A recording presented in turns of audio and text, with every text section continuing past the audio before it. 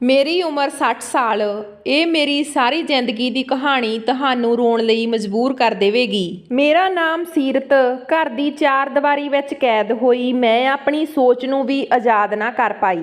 ਭੋਲਾ ਜਿਹਾ ਚਿਹਰਾ ਤੇ ਅੱਖਾਂ 'ਚ ਮਾਸੂਮੀਅਤ ਹਰ ਕਿਸੇ ਦੇ ਮਨ ਨੂੰ ਭਾਉਂਦੀ। ਮੈਨੂੰ ਦੁਨੀਆ ਵਿੱਚ ਵਿਚਰ ਰਹੀਆਂ ਘਟਨਾਵਾਂ ਦੀ ਕੋਈ ਸੂਹ ਨਹੀਂ ਸੀ। ਮਾਂ ਬਚਪਨ ਵਿੱਚ ਹੀ ਗੁਜ਼ਰ ਗਈ ਸੀ ਤੇ ਹੁਣ ਬਾਪ ਦੀ ਮੌਤ ਹੋਣ ਕਰਕੇ ਮੈਂ 5 ਜਮਾਤਾਂ ਹੀ ਪੜ੍ਹੀ ਸੀ। ਮਾਂ ਪਿਓ ਤੋਂ ਬਾਅਦ ਇਹ ਮੇਰੀ ਜ਼ਿੰਦਗੀ ਦੀ ਨਵੀਂ ਸ਼ੁਰੂਆਤ ਸੀ। ਮੈਂ ਹੁਣ ਆਪਣੇ ਤਾਇਆ ਤਾਈ ਕੋਲ ਰਹਿੰਦੀ ਸੀ। ਤਾਈ ਸਾਰਾ ਦਿਨ ਮੈਨੂੰ ਝਿੜਕਦੀ ਰਹਿੰਦੀ। ਉਹ ਮੈਨੂੰ ਪੂਰੀ ਤਰ੍ਹਾਂ ਅਹਿਸਾਸ ਕਰਵਾ ਚੁੱਕੀ ਸੀ ਕਿ ਮੇਰੀ ਬਦਕਿਸਮਤੀ ਨੇ ਹੀ ਮੈਨੂੰ ਆਪਣੇ ਮਾਂ-ਪਿਓ ਤੋਂ ਦੂਰ ਕੀਤਾ ਹੈ। ਮੈਂ ਵੀ ਇਸ ਗੱਲ ਨੂੰ ਸੱਚ ਮੰਨ ਬੈਠੀ ਸੀ। ਮੈਂ ਹਮੇਸ਼ਾ ਆਪਣੀ ਕਿਸਮਤ ਨੂੰ ਕੋਸਦੀ ਰਹਿੰਦੀ।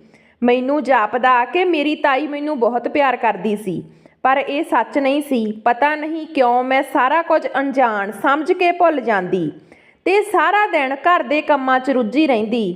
ਤਾਏ ਦਾ ਮੁੰਡਾ ਜਸ ਸ਼ਹਿਰ ਪੜ੍ਹਨ ਜਾਂਦਾ ਸੀ, ਪਰ ਮੈਨੂੰ ਕਦੇ ਵੀ ਸਕੂਲ ਜਾਣ ਲਈ ਨਹੀਂ ਕਿਹਾ ਸੀ। ਮੈਂ ਕਦੇ ਵੀ ਇਸ ਫਰਕ ਨੂੰ ਨਾ ਸਮਝ ਪਾਈ। ਜਸ ਰੋਜ਼ ਆਪਣੇ ਦੋਸਤਾਂ ਨੂੰ ਲੈ ਕੇ ਘਰ ਆਉਂਦਾ ਜੋ ਮੇਰੀ ਸੂਰਤ ਨੂੰ ਬੇਹੱਦ ਪਸੰਦ ਕਰਦੇ ਸੀ। ਉਹਨਾਂ ਦੀਆਂ ਨਜ਼ਰਾਂ ਮੇਰੇ ਤੇ ਟਿਕੀਆਂ ਰਹਿੰਦੀਆਂ।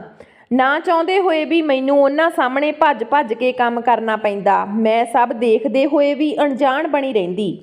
ਸ਼ਾਇਦ ਇਹ ਮੇਰਾ ਵਹਿਮ ਹੋਵੇ। ਰਾਤ ਨੂੰ ਸੌਣ ਤੋਂ ਪਹਿਲਾਂ ਵੀ ਕਈ ਵਾਰ ਸੋਚਦੀ ਕਿ ਕਿਤੇ ਕੋਈ ਕੰਮ ਕਰਨ ਵਾਲਾ ਰਹਿ ਤਾਂ ਨਹੀਂ ਗਿਆ।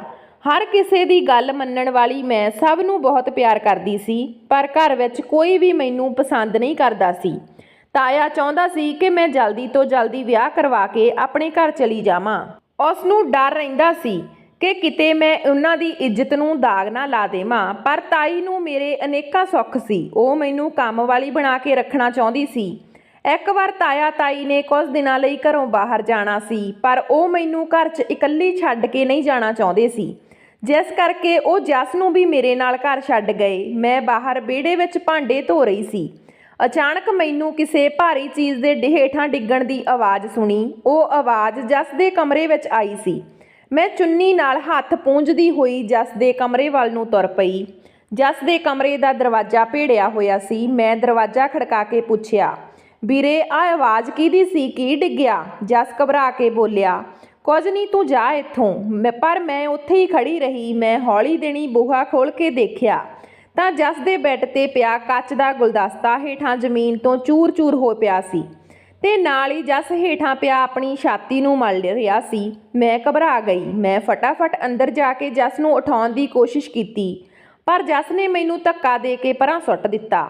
ਜਸ ਵਾਰ-ਵਾਰ ਮੈਨੂੰ ਕੋਲ ਨਾ ਆਉਣ ਲਈ ਆਖ ਰਿਹਾ ਸੀ। ਇਸ ਦੇ ਬਾਵਜੂਦ ਮੈਂ ਉਸ ਦੇ ਕੋਲ ਬੈਠੀ ਉਸ ਦਾ ਹਾਲ ਪੁੱਛਦੀ ਰਹੀ।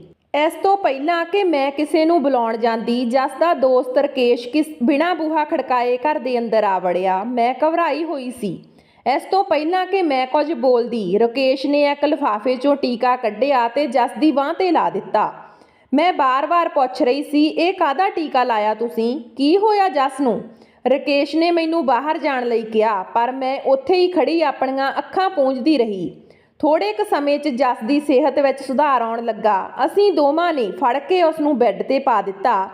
ਰਕੇਸ਼ ਨੇ ਮੈਨੂੰ ਕਿਹਾ ਕਿ ਹੁਣ ਸਭ ਠੀਕ ਆ, ਤੁਸੀਂ ਬਾਹਰ ਜਾਓ। ਇਹ ਸੁਣ ਕੇ ਮੈਂ ਬਾਹਰ ਆ ਗਈ। ਕਈ ਸਵਾਲ ਵਾਰ-ਵਾਰ ਮੈਨੂੰ ਖਾ ਰਹੇ ਸੀ। ਆਖਿਰ ਜਸ ਨੂੰ ਹੋਇਆ ਕੀ ਸੀ ਤੇ ਰਕੇਸ਼ ਨੇ ਅਜਿਹਾ ਕਿਹੜਾ ਟੀਕਾ ਬਿਨਾਂ ਜਾਣੇ ਲਾ ਦਿੱਤਾ? ਨਾ ਤਾਂ ਉਹ ਡਾਕਟਰ ਏ। ਮੈਂ ਨਸ਼ਿਆਂ ਦੀ ਦੁਨੀਆ ਤੋਂ ਬਿਲਕੁਲ ਅਣਜਾਣ ਸੀ। ਮੈਂ ਸਿਰਫ ਸ਼ਰਾਬ, ਤੰਬਾਕੂ ਵਰਗੇ ਨਸ਼ਿਆਂ ਬਾਰੇ ਜਾਣਦੀ ਸੀ, ਕਿਉਂਕਿ ਘਰ ਦੇ ਤਣਾਅਪੂਰਨ ਮਾਹੌਲ ਨੇ ਮੈਨੂੰ ਬਾਹਰੀ ਦੁਨੀਆ ਵਿੱਚ ਵਿਚਰਨ ਦਾ ਮੌਕਾ ਹੀ ਨਾ ਦਿੱਤਾ। ਮੈਂ ਵਿਹੜੇ 'ਚ ਖਲੋਤੀ ਇਹ ਸਭ ਸੋਚ ਰਹੀ ਸੀ ਕਿ ਰਕੇਸ਼ ਵੀ ਕਮਰੇ 'ਚੋਂ ਬਾਹਰ ਆ ਗਿਆ। ਉਸਨੇ ਮੈਨੂੰ ਪਾਣੀ ਲਿਆਉਣ ਲਈ ਕਿਹਾ। ਮੈਂ ਪਾਣੀ ਲੈਣ ਰਸੋਈ 'ਚ ਪਹੁੰਚੀ ਤਾਂ ਰਕੇਸ਼ ਵੀ ਮਗਰੀ ਰਸੋਈ 'ਚ ਪਹੁੰਚ ਗਿਆ।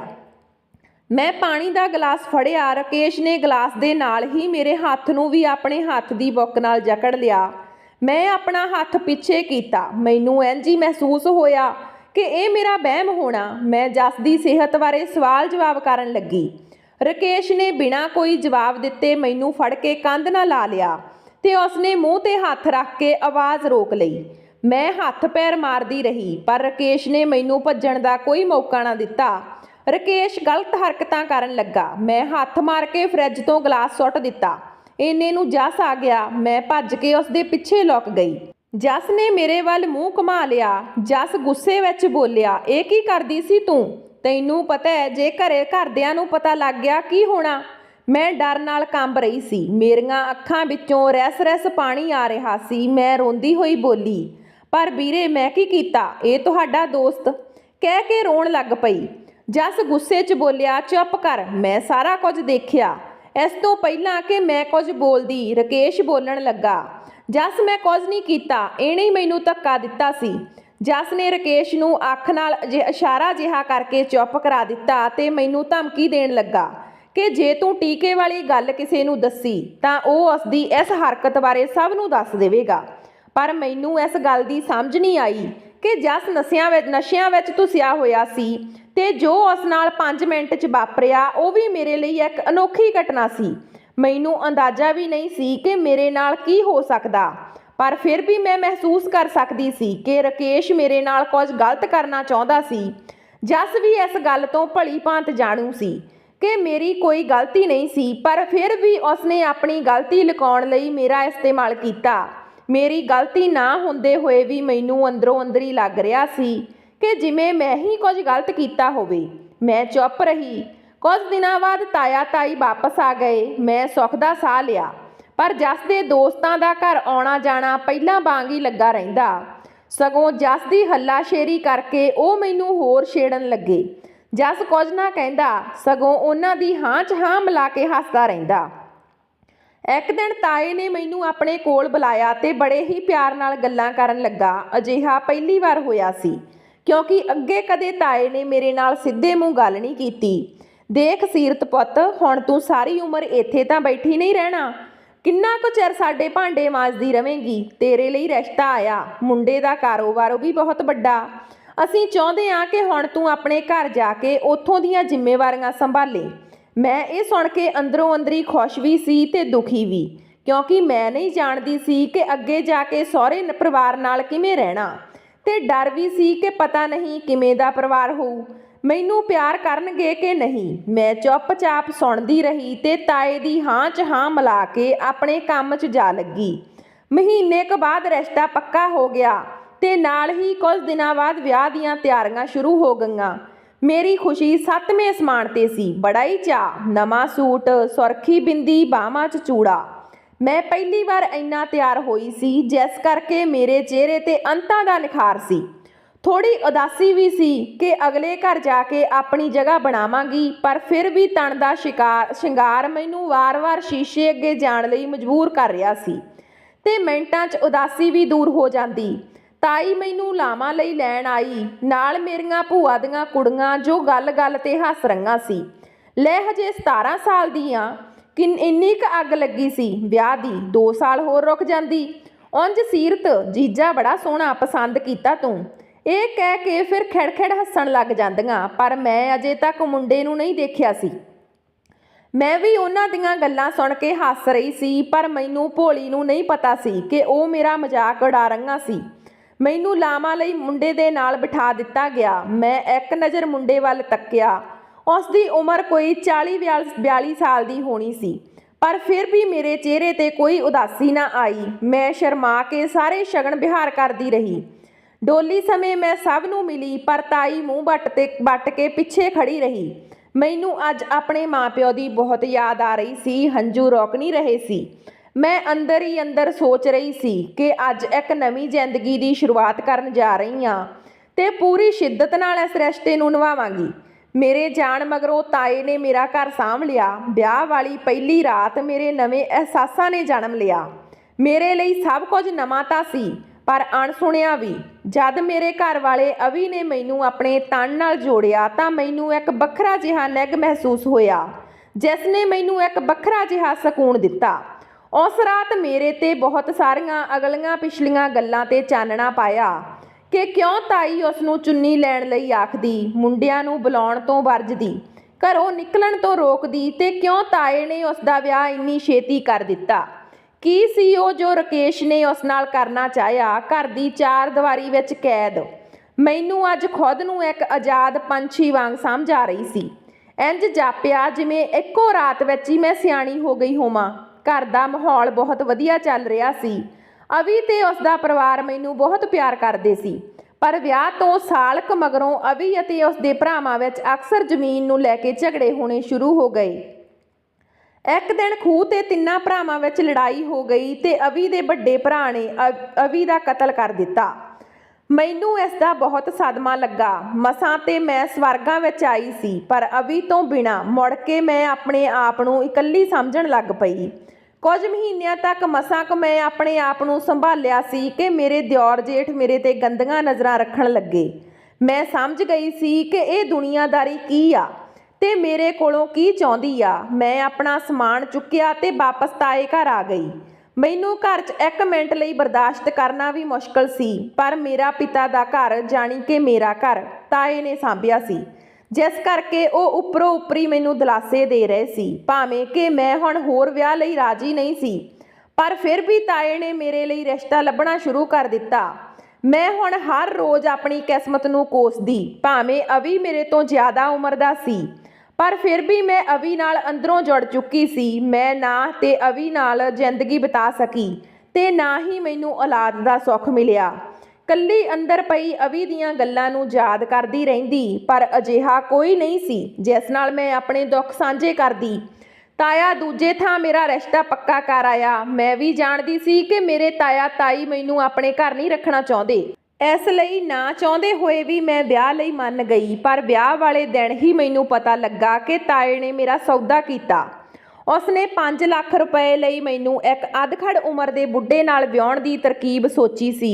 ਮੈਂ ਬਿਨਾਂ ਕੁਝ ਸੋਚੇ ਸਮਝੇ ਆਪਣੀ ਜ਼ਿੰਦਗੀ ਖਤਮ ਕਰਨ ਲਈ ਘਰੋਂ ਭੱਜ ਗਈ। ਇੱਕ ਨਹਿਰ ਕਿਨਾਰੇ ਪਹੁੰਚ ਕੇ ਮੈਂ ਸਾਹ ਲਿਆ ਤੇ ਉੱਥੇ ਬੈਠ ਕੇ ਅਵੀ ਬਾਰੇ ਸੋਚਣ ਲੱਗੀ। ਕਿੰਨਾ ਸਮਾਂ ਰੋਣ ਤੋਂ ਬਾਅਦ ਚੁੰਨੀ ਨਾਲ ਅੱਖਾਂ ਪੂੰਝੀਆਂ ਤੇ ਖੜੀ ਹੋ ਗਈ। ਉੱਥੇ ਹੀ ਇੱਕ ਪਾਸੇ ਕਮਲ ਨਾਮ ਦਾ ਨਸ਼ੇੜੀ ਮੇਰੇ ਵੱਲ ਵੇਖ ਰਿਹਾ ਸੀ। ਉਸਦੇ ਵੇਖਦੇ ਹੀ ਵੇਖਦੇ ਮੈਂ ਨਹਿਰ ਵਿੱਚ ਛਾਲ ਮਾਰ ਦਿੱਤੀ। ਕਮਲ ਨੇ ਜਲਦੀ ਹੀ ਆਵਾਜ਼ ਮਾਰ ਕੇ ਲੋਕਾਂ ਨੂੰ ਇਕੱਠਾ ਕਰ ਲਿਆ। 2 ਬੰਦੇ ਨਹਿਰ 'ਚ ਛਾਲ ਮਾਰ ਕੇ ਮੈਨੂੰ ਬਾਹਰ ਕੱਢ ਲਿਆਏ। ਮੇਰੇ ਸਾਹ ਚੱਲ ਰਹੇ ਸੀ। ਮੇਰੇ ਢਿੱਡ ਵਿੱਚੋਂ ਪਾਣੀ ਕੱਢਿਆ ਗਿਆ ਤੇ ਕੁਝ ਸਮੇਂ ਬਾਅਦ ਮੈਨੂੰ ਹੋਸ਼ ਆ ਗਿਆ। ਮੈਂ ਮੁੜ ਆਪਣੀ ਕਿਸਮਤ ਨੂੰ ਕੋਸਣ ਲੱਗੀ। ਨਾ ਮੇਰਾ ਕੋਈ ਜਿਉਣ ਇਸ ਦੁਨੀਆ ਤੇ ਸੀ। ਫਿਰ ਮੈਨੂੰ ਮਰਨ ਕਿਉਂ ਨਹੀਂ ਦਿੰਦੇ ਤੁਸੀਂ ਲੋਕ। ਮੈਂ ਫੁੱਟ-ਫੁੱਟ ਰੋਣ ਲੱਗ ਪਈ। ਕਿਸੇ ਨੇ ਆਵਾਜ਼ ਦੇ ਕੇ ਪੁੱਛਿਆ ਕਿ ਇਹ ਔਰਤ ਕਿਸ ਦੇ ਨਾਲ ਆ, ਇਸ ਦੇ ਘਰਦਿਆਂ ਨੂੰ ਬੁਲਾਓ। ਤਾਂ ਕਮਲ ਨੇ ਮੈਨੂੰ ਆਪਣੀ ਘਰਵਾਲੀ ਦੱਸ ਕੇ ਚੁੱਪ ਕਰਾ ਦਿੱਤਾ। ਕਮਲ ਮੇਰੇ ਕੋਲ ਆ ਕੇ ਬਹਿ ਗਿਆ ਤੇ ਮੈਨੂੰ ਆਤਮ ਹੱਤਿਆ ਕਰਨ ਦਾ ਕਾਰਨ ਪੁੱਛਣ ਲੱਗਿਆ। ਮੈਂ ਆਪਣੀ ਸਾਰੀ ਕਹਾਣੀ ਦੱਸ ਦਿੱਤੀ ਤੇ ਰੋਣ ਹੱਕੀ ਹੋ ਕੇ ਦੁਬਾਰਾ ਨਹਿਰ 'ਚ ਛਾਲ ਮਾਰਨ ਦੀ ਜਿੱਦ ਕਰਨ ਲੱਗੀ। ਆਖਿਰ ਕੀ ਕਰਨਾ ਮੈਂ ਜੀ ਕੇ, ਕਿਹਦੇ ਲਈ ਜਿਉਣਾ? ਮੇਰਾ ਇੱਥੇ ਕੋਈ ਨਹੀਂ। ਮੇਰੇ ਸੱਚੇ ਰਿਸ਼ਤੇ ਵੀ ਮੇਰੇ ਤੋਂ ਦੂਰ ਹੋ ਗਏ। ਮੇਰੇ ਦੁੱਖ ਨੂੰ ਸੁਣ ਕੇ ਕਮਲ ਦਾ ਮਨ ਪਿਘਲ ਗਿਆ। ਉਸਨੇ ਮੈਨੂੰ ਆਪਣੇ ਘਰ ਚੱਲਣ ਲਈ ਕਿਹਾ। ਮੇਰੇ ਕੋਲ ਹੋਰ ਕੋਈ ਰਾਹ ਨਹੀਂ ਸੀ। ਮੈਂ ਆਪਣੀ ਜ਼ਿੰਦਗੀ ਨੂੰ ਇੱਕ ਹੋਰ ਮੌਕਾ ਦੇਣਾ ਚਾਹੁੰਦੀ ਸੀ। ਇੱਕ ਨਵੀਂ ਸ਼ੁਰੂਆਤ ਕਰਨ ਲਈ ਮੈਂ ਕਮਲ ਨਾਲ ਉਸਦੇ ਘਰ ਚੱਲ ਪਈ। ਕਮਲ ਤੇ ਮੈਂ ਪਿੰਡ ਪਹੁੰਚਦਿਆਂ ਹੀ ਲੋਕ ਸਾਨੂੰ ਵੇਖ ਕੇ ਤਰ੍ਹਾਂ ਦੀਆਂ ਗੱਲਾਂ ਕਰਨ ਲੱਗੇ। ਲੈ ਇਹ ਨਸ਼ੇੜੀ ਕਿੱਥੋਂ ਲੱਭ ਲਿਆਇਆ ਇੰਨੀ ਸੋਹਣੀ? ਨੀ ਭੈਣੇ, ਪਤਾ ਨਹੀਂ ਕਿੱਥੋਂ ਖੇ ਖਾ ਕੇ ਆਈ ਹੋਣੀ ਆ। ਹੋਣੀ ਇਸ ਨਸ਼ੇੜੀ ਨੂੰ ਤਾਂ ਇਹਦਾ ਕੋਈ ਰਿਸ਼ਤੇਦਾਰ ਬੁਲਾ ਕੇ ਨਹੀਂ ਰਾਜੀ। ਕੀ ਪਤਾ ਇਹ ਕਿਹੜੇ ਮਕਸਦ ਨਾਲ ਆਈ ਹੋਣੀ ਆ। ਸਾਰੀਆਂ ਗੱਲਾਂ ਨੂੰ ਨਜ਼ਰਅੰਦਾਜ਼ ਕਰਦੀ ਹੋਈ ਮੈਂ ਕਮਲ ਦੇ ਘਰ ਜਾ ਪਹੁੰਚੀ। ਕਮਲ ਦੇ ਘਰ 'ਚ ਹੋਰ ਕੋਈ ਨਹੀਂ ਸੀ। ਉਹ ਇਕੱਲਾ ਰਹਿੰਦਾ ਸੀ। ਮੈਂ ਕਮਲ ਬਾਰੇ ਸਾਰਾ ਕੁਝ ਜਾਣ ਗਈ ਸੀ। ਉਹ ਨਸ਼ੇੜੀ ਸੀ। ਅਜੇ ਤੱਕ ਉਸਦਾ ਵਿਆਹ ਨਹੀਂ ਹੋਇਆ ਸੀ। ਇਸੇ ਕਾਰਨ ਕਮਲ ਦੀਆਂ ਗਵਾਂਢਣਾਂ ਮੈਨੂੰ ਚਰਿੱਤਰਹੀਣ ਕਹਿੰਦੀਆਂ। ਜ਼ਰੂਰ ਉਹ ਕਮਲ ਦਾ ਘਰ ਨੱਪਣ ਲਈ ਆਈ ਆ, ਨਹੀਂ ਤਾਂ ਇਹੋ ਜਿਹੇ ਨਸ਼ੇੜੀ ਨਾਲ ਕੋਈ ਬਿਨਾਂ ਵਿਆਹ ਕਰਵਾਏ ਕਿਉਂ ਰਹੇਗੀ। ਪਰ ਮੈਂ ਸਾਰੀਆਂ ਗੱਲਾਂ ਅਣਸੁਣਿਆ ਕਰ ਦਿੰਦੀ। ਮੈਂ ਕਮਲ ਦੇ ਘਰ ਨੂੰ ਸਵਾਰ ਕੇ ਰੱਖਦੀ ਤੇ ਕਮਲ ਨੂੰ ਬਹੁਤ ਸਮਝਾਉਂਦੀ ਕਿ ਉਹ ਕਿਸੇ ਕੰਮ ਲੱਗੇ। ਇਸ ਤਰ੍ਹਾਂ ਘਰ ਦਾ ਗੁਜ਼ਾਰਾ ਨਹੀਂ ਚੱਲਣਾ। ਪਰ ਕਮਲ ਦੇ ਕੰਨ ਤੇ ਜੂੰ ਨਾ ਸਰਕਦੀ। ਕਮਲ ਦੇ ਨਸ਼ੇੜੀ ਦੋਸਤ ਸਾਡੇ ਘਰ ਆ ਕੇ ਬੈਠੇ ਸ਼ਰਾਬਾਂ ਪੀਂਦੇ ਰਹਿੰਦੇ। ਇੱਕ ਰਾਤ ਕਮਲ ਤੇ ਮੈਂ ਮੰਜੇ ਤੇ ਪਏ ਗੱਲਾਂ ਕਰ ਰਹੇ ਸੀ ਤਾਂ ਅਚਾਨਕ ਕਮਲ ਨੇ ਮੈਨੂੰ ਪੁੱਛਿਆ, ਤੂੰ ਨਹੀਂ ਚਾਹੁੰਦੀ ਕਿ ਸਾਡੇ ਘਰ ਵੀ ਬੱਚੇ ਦੀਆਂ ਕਿਲਕਾਰੀਆਂ? ਮੈਂ ਜਦੋਂ ਵੀ ਕਮਲ ਨਾਲ ਨਵੇਂ ਸਿਰੇ ਤੋਂ ਸ਼ੁਰੂਆਤ ਕਰਨ ਦੀ ਕੋਸ਼ਿਸ਼ ਕਰਦੀ, ਮੈਨੂੰ ਅਵੀ ਦਾ ਖਿਆਲ ਆ ਜਾਂਦਾ। ਮੈਂ ਜਾਣਦੀ ਸੀ ਕਿ ਮੈਂ ਉਸ ਨੂੰ ਔਲਾਦ ਨਹੀਂ ਦੇ ਸਕਦੀ ਤੇ ਨਾ ਹੀ ਮੈਂ ਅਵੀ ਵਾਲੀ ਥਾਂ ਉਸ ਨੂੰ ਦੇ ਸਕਦੀ ਹਾਂ। ਮੈਂ ਉਸ ਦੀ ਗੱਲ ਅਣਸੁਣੀ ਕਰਕੇ ਅਵੀ ਦੀਆਂ ਗੱਲਾਂ ਕਰਨ ਲੱਗੀ ਤੇ ਥੋੜੇ ਸਮੇਂ ਬਾਅਦ ਪਾਸਾ ਵੱਟ ਕੇ ਸੌਂ ਗਈ। ਕਮਲ ਨੇ ਵੀ ਕਦੇ ਮੇਰੇ ਨਾਲ ਜ਼ਬਰਦਸਤੀ ਨਹੀਂ ਕੀਤੀ, ਕਿਉਂਕਿ ਉਹ ਵੀ ਭਲੀ ਭਾਤ ਜਾਣਦਾ ਸੀ ਕਿ ਮੈਂ ਸਿਰਫ ਅਵੀ ਨੂੰ ਪਿਆਰ ਕਰਦੀ ਹਾਂ। ਇੱਕ ਦਿਨ ਕਮਲ ਦਾ ਦੋਸਤ ਜੋਤ ਸਾਡੇ ਘਰ ਆਇਆ ਤਾਂ ਕਮਲ ਘਰ ਨਹੀਂ ਸੀ। ਜੋਤ ਨੇ ਮੇਰਾ ਫਾਇਦਾ ਚੁੱਕਣ ਦੀ ਕੋਸ਼ਿਸ਼ ਕਰਨ ਲੱਗਾ। ਮੈਂ ਭੱਜ ਕੇ ਗਵਾਂਢੀਆਂ ਦੇ ਘਰ ਜਾ ਵੜੀ, ਪਰ ਗਵਾਂਢਣ ਨੇ ਮੈਨੂੰ ਹੀ ਗਲਤ ਦੱਸਿਆ। ਤੇਰੀ ਹੀ ਗਲਤੀ ਹੋਣੀ ਆ, ਜੋਤ ਤਾਂ ਹੈ ਨਹੀਂ ਇੱਦਾਂ ਦਾ, ਥਾਂ ਥਾਂ ਤਾਂ ਆਪ ਖੇ ਖਾਂਦੀ ਫਿਰਦੀ ਆ। ਇੰਨੇ ਨੂੰ ਜੋਤ ਘਰੋਂ ਭੱਜ ਗਿਆ। ਇਸ ਤੋਂ ਪਹਿਲਾਂ ਕਿ ਮੈਂ ਕਮਲ ਨੂੰ ਕੁਝ ਦੱਸਦੀ, ਉਸਨੇ ਪਹਿਲਾਂ ਹੀ ਜਾ ਕੇ ਕਮਲ ਨੂੰ ਪੁੱਠੀਆਂ ਸਿੱਧੀਆਂ ਪੱਟੀਆਂ ਪੜ੍ਹਾ ਦਿੱਤੀਆਂ ਕਿ ਸੀਰਤ ਚਰਿੱਤਰਹੀਣ ਆ। ਉਸਨੇ ਮੈਨੂੰ ਸਰੀਰਕ ਸੰਬੰਧ ਬਣਾਉਣ ਲਈ ਕਿਹਾ। ਉਸ ਸਮੇਂ ਕਮਲ ਪੂਰੇ ਨਸ਼ੇ ਵਿੱਚ ਸੀ। ਉਸਨੇ ਬਿਨਾਂ ਸੱਚ ਜਾਣੇ ਘਰ ਜਾ ਕੇ ਮੈਨੂੰ ਕੁੱਟਿਆ। ਮੈਂ ਚੁੱਪਚਾਪ ਸਾਰਾ ਕੁਝ ਸਹਿੰਦੀ ਰਹੀ, ਪਰ ਕੁਝ ਨਾ ਬੋਲੀ, ਕਿਉਂਕਿ ਮੈਂ ਜਾਣਦੀ ਸੀ ਮੇਰਾ ਇਸ ਘਰ ਤੋਂ ਬਿਨਾਂ ਹੋਰ ਕਿਤੇ ਗੁਜ਼ਾਰਾ ਨਹੀਂ ਹੋਣਾ। ਅਗਲੇ ਦਿਨ ਸਵੇਰ ਨੂੰ ਕਮਲ ਨੂੰ ਆਪਣੀ ਗਲਤੀ ਦਾ ਅਹਿਸਾਸ ਹੋਇਆ। ਉਸਨੇ ਸੋਚਿਆ ਕਿ ਸੀਰਤ ਨੇ ਤਾਂ ਕਦੇ ਮੈਨੂੰ ਨਹੀਂ ਅਪਣਾਇਆ, ਫਿਰ ਉਹ ਜੋਤ ਬਾਰੇ ਕਿਵੇਂ ਸੋਚ ਸਕਦੀ ਆ। ਉਸਨੇ ਮੇਰੇ ਪੈਰ ਫੜ ਕੇ ਮਾफ़ੀ ਮੰਗੀ। ਮੈਂ ਵੀ ਝੱਟ ਉਸਨੂੰ ਮਾफ़ ਕਰ ਦਿੱਤਾ। ਇੱਕ ਦਿਨ ਸ਼ਾਮ ਨੂੰ ਬਹੁਤ ਤੇਜ਼ ਹਨੇਰੀ ਚੱਲੀ। ਮੈਂ ਕੋਠੇ ਤੋਂ ਕੱਪੜੇ ਲਾਉਣ ਲੱਗ ਗਈ ਤਾਂ ਕਾਹਲੀ ਵਿੱਚ ਇੱਟ ਤੋਂ ਠੇਡਾ ਲੱਗਣ ਨਾਲ ਕੋਠੇ ਤੋਂ ਹੇਠਾਂ ਆ ਡਿੱਗੀ। ਸਿਰ ਵਿੱਚ ਡੂੰਘੀ ਸੱਟ ਲੱਗ ਗਈ, ਜਿਸ ਕਰਕੇ ਮੈਨੂੰ 1 ਮਹੀਨਾ ਹਸਪਤਾਲ ਦਾਖਲ ਰਹੀ। ਕਮਲ ਰੋਜ਼ ਹਸਪਤਾਲ ਰੋਟੀ ਲੈ ਕੇ ਜਾਂਦਾ। ਹਸਪਤਾਲ ਵਿੱਚ ਪਈ ਮੈਨੂੰ ਅਜੇ ਵੀ ਘਰ ਦੀ ਫਿਕਰ ਸੀ। ਮੈਂ ਕਮਲ ਨੂੰ ਪੁੱਛਦੀ ਰਹਿੰਦੀ ਕਿ ਘਰ ਸਭ ਕਿਵੇਂ ਆ, ਉਹ ਰੋਟੀ ਕਿਵੇਂ ਬਣਾ ਕੇ ਖਾਂਦਾ, ਪਰ ਕਮਲ ਸਭ ਠੀਕ ਕਹਿ ਕੇ ਵਾਪਸ ਮੁੜ ਜਾਂਦਾ। ਮਹੀਨੇ ਕੁ ਮਗਰੋਂ ਮੈਨੂੰ ਹਸਪਤਾਲ ਤੋਂ ਛੁੱਟੀ ਮਿਲ ਗਈ, ਪਰ ਕਮਲ ਮੈਨੂੰ ਲੈਣ ਨਾ ਆਇਆ। ਕਾਫੀ ਸਮਾਂ ਇੰਤਜ਼ਾਰ ਕਰਨ ਤੋਂ ਬਾਅਦ ਮੈਂ ਇਕੱਲੀ ਹੀ ਪਿੰਡ ਵੱਲ ਨੂੰ ਤੁਰ ਪਈ। ਘਰ ਵੜਦਿਆਂ ਹੀ ਮੈਂ ਦੇਖਿਆ ਕਿ ਰਸੋਈ 'ਚ ਕੋਈ ਔਰਤ ਬੈਠੀ ਰੋਟੀਆਂ ਪਕਾ ਰਹੀ ਸੀ। ਮੈਂ ਬਿਨਾਂ ਕਿਸੇ ਸਵਾਲ ਜਵਾਬ ਮੰਜੇ 'ਤੇ ਜਾ ਬੈਠੀ। ਕਮਲ ਮੇਰੇ ਕੋਲ ਆ ਕੇ ਬੈਠ ਗਿਆ ਤੇ ਮੇਰਾ ਹਾਲ ਚਾਲ ਪੁੱਛਣ ਲੱਗਾ। ਮੈਂ ਠੀਕ ਆ ਕਹਿ ਕੇ ਅੱਗੇ ਗੱਲ ਤੋਰੀ ਤੇ ਇਹ ਕੌਣ ਆ, ਇਸ਼ਾਰਾ ਕਰਦੀ ਨੇ ਪੁੱਛਿਆ। ਕਮਲ ਨੀਵੀਂ ਪਾ ਕੇ ਦੱਸਣ ਲੱਗਾ ਕਿ ਉਸ ਮਗਰੋਂ ਮੈਂ ਪਾਲੀ ਨਾਲ ਵਿਆਹ ਕਰਵਾ ਲਿਆ। ਹੁਣ ਉਹੀ ਉਸਦਾ ਘਰ ਸਾਂਭਦੀ ਆ। ਇਹ ਵਿਆਹ ਪਿੰਡ ਵਾਲਿਆਂ ਨੇ ਕਰਵਾਇਆ। ਉਹ ਬਿਨਾਂ ਵਿਆਹ ਤੈਨੂੰ ਇਸ ਘਰ ਵਿੱਚ ਨਹੀਂ ਰਹਿਣ ਦੇਣਾ ਚਾਹੁੰਦੇ ਸੀ ਤੇ ਹੁਣ ਮੈਨੂੰ ਇਹ ਰਿਸ਼ਤਾ ਨਿਭਾਉਣਾ ਪੈਣਾ। ਮੈਂ ਇਹ ਸੁਣ ਕੇ ਬਹੁਤ ਖੁਸ਼ ਹੋਈ। ਮੈਂ ਕਮਲ ਨੂੰ ਵਧਾਈ ਦਿੱਤੀ ਤੇ ਪਾਲੀ ਨਾਲ ਘਰ ਦੇ ਕੰਮਾਂ 'ਚ ਹੱਥ ਵਟਾਉਣ ਲੱਗੀ, ਪਰ ਪਾਲੀ ਮੈਨੂੰ ਆਪਣੇ ਘਰ ਵਿੱਚ ਵੇਖ ਕੇ ਖੁਸ਼ ਨਹੀਂ ਸੀ। ਹੁਣ ਉਹ ਆਪ ਸਾਰਾ ਦਿਨ ਕੰਮ ਕਰਦੀ ਤੇ ਮੇਰੇ ਕੋਲੋਂ ਰੋਹਬ ਨਾਲ ਕੰਮ ਕਰਵਾਉਂਦੀ ਤੇ ਮੈਂ ਵੀ ਉਸਦੀ ਹਰ ਗੱਲ ਮੰਨਦੀ। ਕੁਝ ਮਹੀਨਿਆਂ ਮਗਰੋਂ ਪਾਲੀ ਮਾਂ ਬਣਨ ਵਾਲੀ ਸੀ। ਮੈਂ ਬਹੁਤ ਖੁਸ਼ ਸੀ। ਮੈਂ ਸੋਚਦੀ ਕਿ ਭਾਵੇਂ ਮੈਂ ਆਪਣੀ ਸੰਤਾਨ ਦਾ ਸੁੱਖ ਨਾ ਪਾ ਸਕੀ, ਪਰ ਮੈਂ ਪਾਲੀ ਦੇ ਬੱਚੇ ਨੂੰ ਬਹੁਤ ਪਿਆਰ ਕਰਾਂਗੀ ਤੇ ਉਸ ਦਾ ਧਿਆਨ ਵੀ ਰੱਖਾਂਗੀ। ਪਰ ਪਾਲੀ ਮੈਨੂੰ ਆਪਣੇ ਬੱਚੇ ਤੇ ਕਾਲੇ ਸਾਏ ਵਾਂਗ ਸਮਝਦੀ ਸੀ। ਉਹ ਚਾਹੁੰਦੀ ਸੀ ਕਿ ਉਸ ਦੇ ਬੱਚੇ ਦੇ ਆਉਣ ਤੋਂ ਪਹਿਲਾਂ ਮੈਂ ਉਸ ਘਰ 'ਚੋਂ ਚਲੀ ਜਾਵਾਂ। ਉਸਨੇ ਕਮਲ ਨਾਲ ਗੱਲ ਕੀਤੀ ਕਿ ਹੁਣ ਜਾਂ ਤਾਂ ਇਸ ਘਰ ਵਿੱਚ ਇਹ ਰਹੇਗੀ ਜਾਂ ਮੈਂ। ਕਮਲ ਵੀ ਦੋਹਾਂ ਵਿਚਕਾਰ ਫਸ ਗਿਆ ਸੀ। ਉਸਨੇ ਪਾਲੀ ਨੂੰ ਬਹੁਤ ਸਮਝਾਇਆ, ਪਰ ਪਾਲੀ ਆਪਣੀ ਜਿੱਦ 'ਤੇ ਅੜੀ ਰਹੀ। ਅਖੀਰ ਬੇਬਸ ਹੋ ਕੇ ਕਮਲ ਨੇ ਆਪਣੇ ਦੋਸਤ ਸਮੀਰ ਨਾਲ ਗੱਲ ਕੀਤੀ। ਸਮੀਰ ਦੀ ਪਤਨੀ ਦਾ ਵੀ ਦੇਹਾਂਤ ਹੋ ਚੁੱਕਾ ਸੀ। ਉਹ ਵੀ ਮੈਨੂੰ ਅਪਣਾਉਣ ਲਈ ਮੰਨ ਗਿਆ, ਪਰ ਨਾਲ ਹੀ ਕਮਲ ਨੇ ਉਸ ਨਾਲ 50,000 ਰੁਪਏ ਦਾ ਸੌਦਾ ਵੀ ਕਰ ਲਿਆ। ਕਮਲ ਨੇ ਮੇਰੇ ਨਾਲ ਗੱਲ ਕੀਤੀ। ਮੈਂ ਖਿੜੇ ਮੱਥੇ ਉਸ ਦੀ ਗੱਲ ਮੰਨ ਲਈ। ਮੈਂ ਜਾਣਦੀ ਸੀ ਕਿ ਹੁਣ ਮੇਰਾ ਇਸ ਘਰ ਵਿੱਚ ਕੋਈ ਕੰਮ ਨਹੀਂ। ਮੈਂ ਪਾਲੀ ਤੇ ਕਮਲ ਵਿੱਚ ਅੜਿੱਕਾ ਬਣ ਕੇ ਨਹੀਂ ਰਹਿਣਾ ਚਾਹੁੰਦੀ ਸੀ, ਪਰ ਮੇਰੇ ਅੰਦਰ ਪਾਲੀ ਦੇ ਬੱਚੇ ਲਈ ਤੜਫ ਉੱਠ ਰਹੀ ਸੀ। ਇੱਕ ਉਮੀਦ ਜਾਗੀ ਸੀ, ਉਹ ਵੀ ਢਹਿ ਢੇਰੀ ਹੋ ਗਈ। ਅਗਲੇ ਦਿਨ ਮੂੰਹ ਨੇਰੇ ਹੀ ਮੈਂ ਆਪਣਾ ਸਮਾਨ ਬੰਨ੍ਹਿਆ ਤੇ ਸ਼ਹਿਰ ਵੱਲ ਤੁਰ ਪਈ, ਆਪਣੀ ਚੁੰਨੀ ਨੂੰ ਪਿੰਡੇ ਨਾਲ ਸਮੇਟਦੀ ਹੋਈ। ਅੱਜ ਫਿਰ ਇੱਕ ਨਵੀਂ ਜ਼ਿੰਦਗੀ ਦੀ ਸ਼ੁਰੂਆਤ ਕਰਨ ਜਾ ਰਹੀ ਸੀ। ਇਹੀ ਹਾਲ ਆ ਮਾਂ ਪਿਓ ਤੋਂ ਸੱਖਣੀਆਂ ਅਨਪੜ੍ਹ ਧੀਆਂ ਦਾ। ਸੋਚਦੀਆਂ ਬਹੁਤ ਕੁਝ ਨੇ, ਪਰ ਕਰ ਕੁਝ ਨਹੀਂ ਪਾਉਂਦੀਆਂ, ਪਰ ਫਿਰ ਆਪਣੀ ਜ਼ਿੰਦਗੀ ਨੂੰ ਨਵੇਂ ਤੋਂ ਨਵੇਂ ਮੌਕੇ ਦਿੰਦੀਆਂ ਰਹਿੰਦੀਆਂ ਨੇ। ਕਦੇ ਕਦੇ ਹਾਰ ਵੀ ਮੰਨ ਲੈਂਦੀਆਂ ਨੇ, ਪਰ ਦੁਬਾਰਾ ਖੁਦ ਨੂੰ ਸਮੇਟ ਅੱਗੇ ਵੱਧਦੀਆਂ ਨੇ। ਲੋਕ ਵੀ ਸਿਰਫ ਆਪਣੇ ਮਤਲਬ ਕੱਢ ਕੇ ਅੱਗੇ ਧੱਕਾ ਦੇ ਦਿੰਦੇ ਨੇ। ਕੋਈ ਉਹਨਾਂ ਦੇ ਅੰਦਰ ਝਾਕ ਕੇ ਵੇਖਣ ਦੀ ਕੋਸ਼ਿਸ਼ ਨਹੀਂ ਕਰਦਾ। ਮੈਨੂੰ ਭਾਵੇਂ ਬਹੁਤ ਦੁੱਖ ਦੇਖਣੇ ਪਏ, ਪਰ ਫਿਰ ਵੀ ਮੈਂ ਖੁਸ਼ੀਆਂ ਪਾਉਣ ਲਈ ਅਵੀ ਦਾ ਪਿਆਰ ਨਾ ਭੁੱਲੀ। ਬਸ ਸਿਰ 'ਤੇ ਛੱਤ ਲੱਭਣ ਲਈ ਅੱਗੇ ਤੁਰ ਪਈ ਤੇ ਅਨਾਥ ਆਸ਼ਰਮ ਵਿੱਚ ਆ ਕੇ ਡੇਰਾ ਲਾ ਲਿਆ। ਸੋ ਦੋਸਤੋ, ਇਹ ਸੀ ਸਾਡੀ ਅੱਜ ਦੀ ਕਹਾਣੀ। ਜੇ ਵਧੀਆ ਲੱਗੀ ਤਾਂ ਲਾਈਕ ਸ਼ੇਅਰ ਜ਼ਰੂਰ ਕਰਿਓ। ਜੇ ਚੈਨਲ 'ਤੇ ਪਹਿਲੀ ਵਾਰ ਹੋ ਤਾਂ ਚੈਨਲ ਨੂੰ ਸਬਸਕ੍ਰਾਈਬ ਕਰਿਓ। ਮਿਲਦੇ ਹਾਂ ਨਵੀਂ ਕਹਾਣੀ ਦੇ ਨਾਲ। ਤਦ ਤੱਕ ਸਤਿ ਸ਼੍ਰੀ ਅਕਾਲ।